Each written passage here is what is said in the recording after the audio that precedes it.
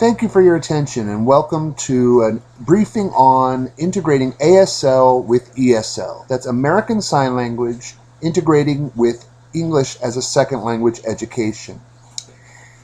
This video plans to demonstrate how ASL can demand and encourage TPR in a classroom to help students learn and understand the language they're learning as English.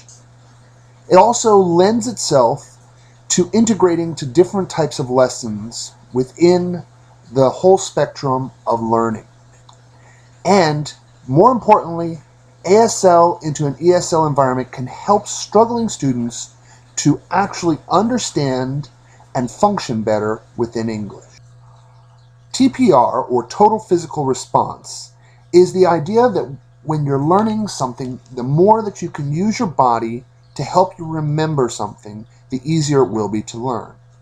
Howard Gardner suggested his multiple intelligence theory in 1993, which helps to reinforce TPR. It reinforces it in the way that the more that we can integrate and expand how our students are interacting with what they're learning, the faster and better they'll be able to learn it and remember it. Using American Sign Language helps fill this TPR requirement and helps students to learn what they're doing. It also encourages students to move. We've all sat through the classes where we have students who couldn't sit still for 30 to 45 minutes, especially when they're trying to learn another language.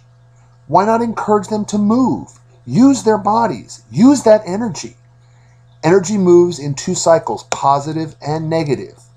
If we use the negative in a positive way, or the energy in a positive way, it will build and reinforce our lessons.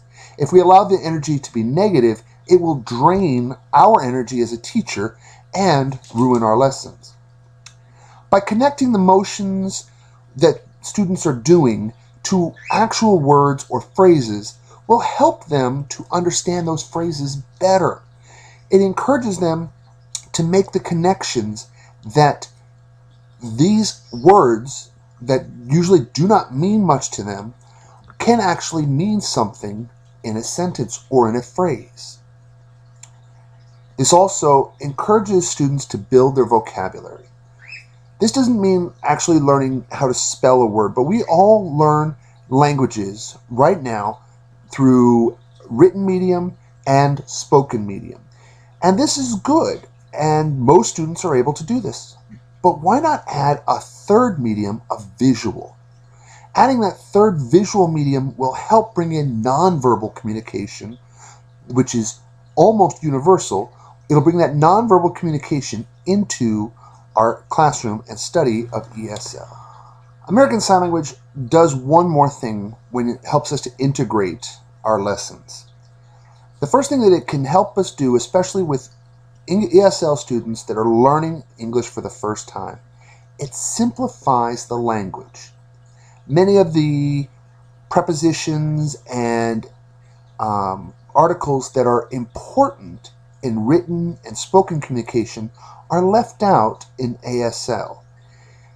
This is not saying they're not important, but helping our students to build the words in the correct order will help them to build an actual spoken dialogue. True, the students may say, restroom, me go, instead of I need to go to the bathroom, but the meaning will be clear. In making the meaning clear, they develop communication, which is the first step in understanding a second language. Learning different gestures also encourages the students to mix and match the different parts and words within a language. This allows them to put different ideas together and see, well, what comes out.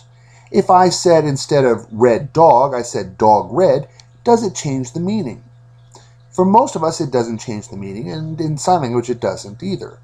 But it allows students not only to experiment with visual, but also to try different variations.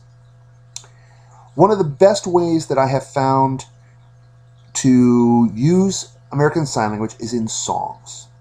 Songs are always difficult to learn, especially if you're trying to learn it in a second language. I still remember trying to learn the song of Bingo in Spanish and not being able to remember the word order. But when you connect a gesture to the word or to the song, it helps you to remember what you're saying. When you say that and do that, it's easier to remember. So why not, instead of making random gestures for students, especially young students, instead of making random gestures for them to do during a song, why not encourage them to use actual words with their hands? This will allow them not only to learn the song and sing the song better, but it will expand their impression of the song. ASL will also help expand cultural knowledge. Many students are unaware of how many people actually are hard of hearing. They have a difficult time understanding what it's like to not hear in this world. By showing students what it's like to be able to see as well as hear the world, they will get a greater impression of what the world actually is like and improve their quality of language. Now, a few personal observations and experiences from my own use of ESL and ASL together. When I first taught my 4th grade students how to use ASL, they were resistant. They did not want to do it. After encouraging them for 4 to 5 months and trying, they not only did it, but they realized that they could actually use it to communicate over a long distance. I found students who were yelling out of the school windows to get their friends' attention. Instead of trying to shout a message to them, they were signing the message. And in signing the message, their friend understood what they were trying to say. Now, this was great because these were Korean students who were not only communicating in English, but communicating with gestures in English. Another time, had a student who had a problem in the middle of a school assembly, and he was able to get my partner's attention and communicate to her that the student next to her was sick. Now, the auditorium was loud, and we would not have been able to see that the child was having a problem for a while, but his friend communicated and got our attention, and we were able to get this student help very quickly.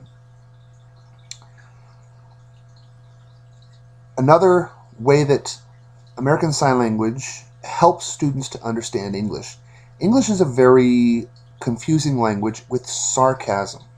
Sarcasm helps us to say one set of words but mean something completely different. Normally we use our voice to help us make those distinctions in what we are saying.